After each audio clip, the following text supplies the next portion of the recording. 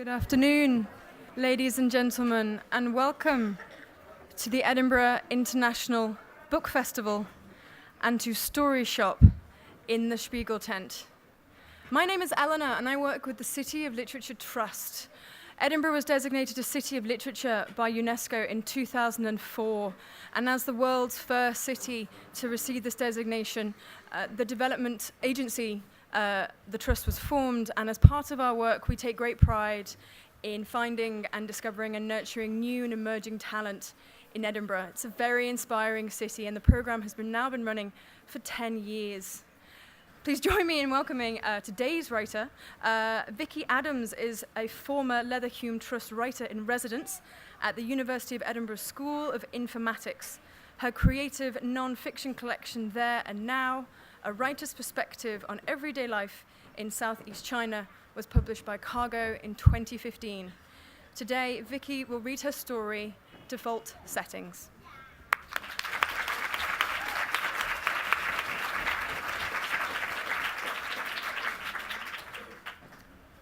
Default settings. The CD player is full of crumbs.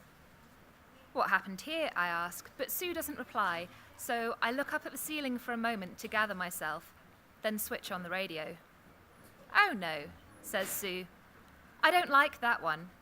She drifts over to the window and tries to kick her shoes off. The girl last week explained to me what they do with the laces, a sort of metal loop that grips the knot and the bow. Would spend all day retying their shoes otherwise, she said, shrugging one shoulder up to her ear like she was balancing a phone. What's wrong with slip-ons? I asked. Or Velcro? They're just not the same. Don't you think the laces look smarter? Besides, helps minimize the items of clothing lost out in the gardens. She's right about them looking smarter. I'd never be so patronizing to use the word dignified, but still, put together is the phrase, perhaps. Today, Sue is in a yellow button-down blouse I don't recognize, and her maroon skirt. She likes to wear that around Christmas, usually. The black lace-ups do what they can, but none of it hides the fact that her posture has become institutionalized. I blame the chairs. There's a lovely bougainvillea here, right outside the window. Makes me think of the layers of skirts those flamenco dancers wear. Bare knees and a froth of petticoats. We never made it to Spain. That was the one I wanted to save up for my 60th. We'll take Sue out for the afternoon soon. Mark has said he'll come down with a car. He's very good like that. The noose has held. Sue's shoes are still locked in place, the bow pristine. She's moving now, humming to herself. She couldn't carry a tune if you gave her a bucket.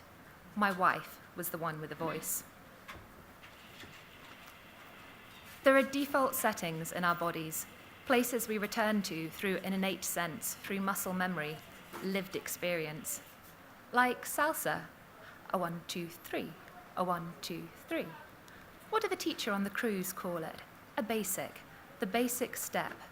The way you move between all the other steps, the one you return to over and again until it stops being a step and simply becomes the way your body responds to a certain type of music.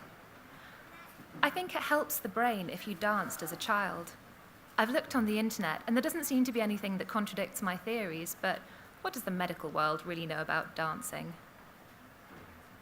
They met when they were 8, Molly and Sue. There's a photo of them up on the notice board at home. Hair scraped back painfully from their little pointed faces, arms holding out imaginary skirts, each one with a leg bent behind into a curtsy. I'd call it that, a curtsy, and my wife would say, a reverence, and Sue would burst into laughter, but the pair of them could never explain it to me and Norman. People were funny about us going on the cruise so soon after the funeral. Norman's daughter, from his first marriage, wouldn't let go of the wrong end of a stick. It's not disrespectful, I told her. It's not what you think. What is it then, she asked, and I was honest. I told her, a last chance to make some new memories. Didn't she want her stepmother to be happy, cared for? I offered to show her the booking on the computer, separate cabins, not even side by side, but she wouldn't listen. My son Mark got it. He's a good lad. takes after his mother. It helped that he'd spotted it in Sue for himself. Said his mate's aunt had been the same way.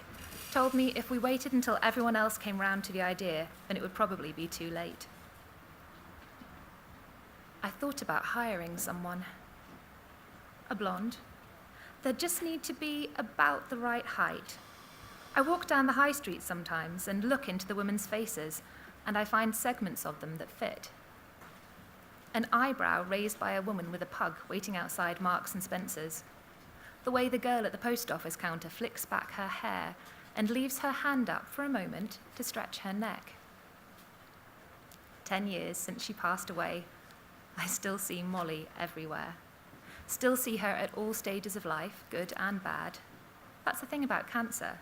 If you know enough people, there's always someone, or their wife, or their secretary, or their cousin, has just had the first diagnosis.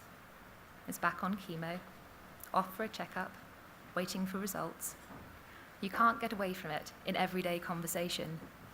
You overhear things on the bus. And I find things about Molly there that I'd rather forget. Even though they are my last memories of her, I'd still rather let them dissipate. It's a heresy of sorts to admit that to other people, that there are things you'd like to let go of, that not every memory is sacred. When you pass a certain age, people start to assume you just want to sit and remember things, but to forget is a pity. Not if you're choosing, I tell them. It's when the choice is taken away from you. That's what's cruel. Sue's off now, swaying into the music, moving round the room without bumping into anything. It helps me to see her like this, with her back straight again. If I did hire someone, a blonde with an air of Molly about her, I wonder if it could unlock something more that's still buried in Sue. Sue used to tell me stories about after Molly first passed, about the two of them as teenagers. New stories every time. Trivial things like the colour of the hair clips they'd wear to school, taking it in turns to wear the pink ones or the white ones until break. Norman knew what Sue would need, long before the rest of us, of course. You'll take care of her, he told me. Didn't have to ask. Just said out loud what we both knew already. If it had been the other way round, I think I would have found it a relief to know my Molly would still have a friend. I thought a cruise was the safest option. A restricted space, so if she did wander off, then she couldn't get too far. Someone in her cabin at night to lock the door and help her with buttons and washing and things, if she needed it. We were going to take a niece, but Norman's daughter put her off, so in the end it was someone through an agency. Sue sobbed when I told her we were going. It's hard to remember she knew back then that Norman was dead, that she was still so present. It's so easy to put her as she is now into those memories. I told her I'd promised Norman I see she got a holiday after the funeral and everything was over. And I needed a holiday too, from the loneliness that never goes away, that terrible, unsuitable hunger. Afterwards, I had all the photos put together and printed through one of those internet companies. I thought Sue might like to look at it, that it might fix things in her mind better. But they're all gone. None of those new memories stuck. Norman went, about a month ago. His name. Their marriage. She's polite to me, at best. Molly is still in there. Sue has moments when she remembers that they danced. Says her name sometimes. So perhaps if I found a blonde woman with the right way about her and brought her here, then there might be something else that Sue could remember for me about my wife. Music on the radio must have switched to something she doesn't like because Sue has slumped again, stopped moving. It's hard not to be angry with her for just standing like that. Some days I come in and I want to shout at her to make an effort, but I don't. It's easier when I can control the music, though. So, as I'm heading over to take another look at the crumb-filled CD player, Sue makes one of her sudden movements. A sharp smell fills the air, and I know it's time to call a nurse. The girl takes a few minutes to steer Sue into the ensuite, and while I'm trying not to look at either of them directly, I spot the photo book from the cruise over in the corner. I go to take a look, and that's when I find 2 pieces of toast, mercifully unbuttered, wedged into it. It's hard to tell with toast how long it's been there. It's about a week since I last used the CD player. Is this some kind of sign, I wonder? Is Sue trying to tell me something? The toast is bookmarking a page of ocean views. Silhouettes of Sue in a long dress at sunset with a virgin pina colada in one hand and my beer on the table next to where she's standing. The condensation on the side of the glasses is frozen in time, and I'm brought back to how hot that day had been on shore in Croatia. How good it had felt when the ship pulled out and made a breeze. And how Sue and I had talked. About the way the staff served you drinks in chilled glasses and how I thought it made them taste better. And Sue asking the waiter if they served drinks on the Arctic cruises in insulated mugs. There's a crash from the ensuite, but the girl is still chatting away to Sue in her bright voice, so I don't call through to check. You learn quickly that it's a different kind of normal here, new default settings. In partner dancing, there are always leaders and followers.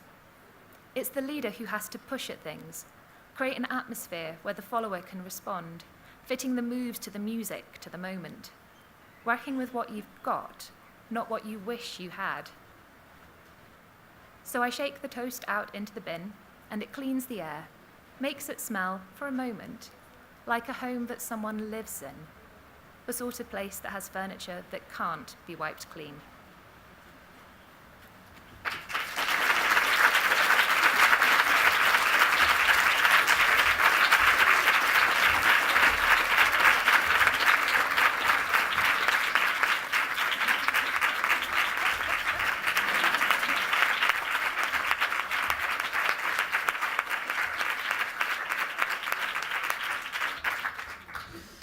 That was a lovely story. Thank you very much, Viccy. We're here every day at 3 o'clock here in the Spiegel tent with a new writer each time. And if you join us tomorrow, you will hear Laura Anderson.